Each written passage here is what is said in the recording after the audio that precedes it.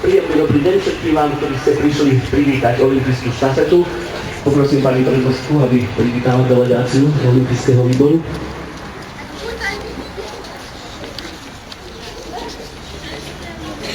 Vážení priatelia, delegácia štafety olympijskej štafety 30 olympijských hier 2012 v Londýne.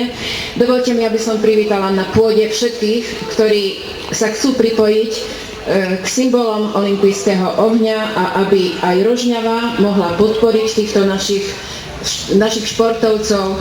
Dovolte mi, aby som odovzdala pokračovanie tejto štafety do Košíc, teda Rožňava odovzdáva štafetu olympijského ohňa do Košického kraja.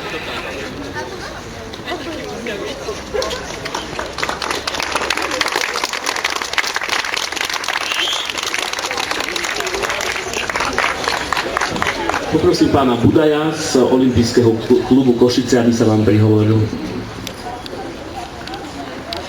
Prajem vám veľmi príjemný deň. Dovoľte, aby som sa vám poďakoval za vrelé a milé prijatie. A taktiež dovoľte, aby som predstavil našu delegáciu. Tak za Slovenský olympijský výbor je tu pán doktor Čierny, ktorý je čestným členom Slovenského olympijského výboru a predsedom Združenia olympijských klubov. Za Košický olympijský klub sme tu viacerí, tak je tu